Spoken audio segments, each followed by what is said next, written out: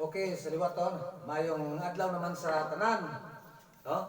Welcome back to my YouTube channel. Please subscribe Virgilio Pirot Pichilyer for more videos. Madamo gid nga salamat sa tanan-tanan nga mga OFW. Pagsubong man sa tanan-tanan nga mga Cebuano,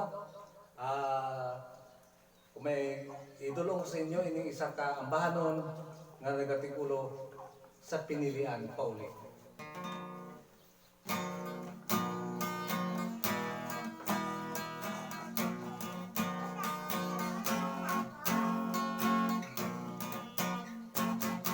Inig kayong babae, pagkalisod ko karon, ilabi na kung siya'y patangkon.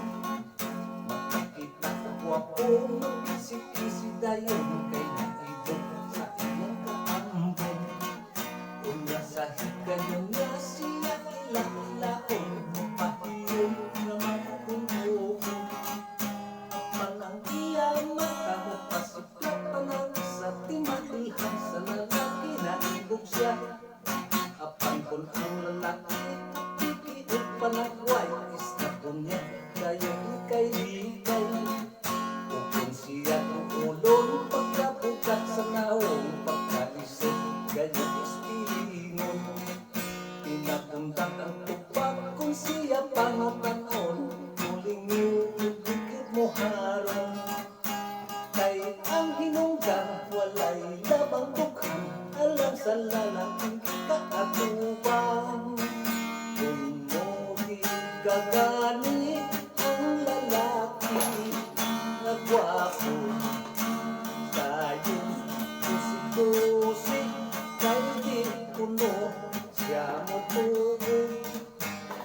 Apang lagi kay apit man kining mga gwapo, isurrender lagi niya ang iyang puno.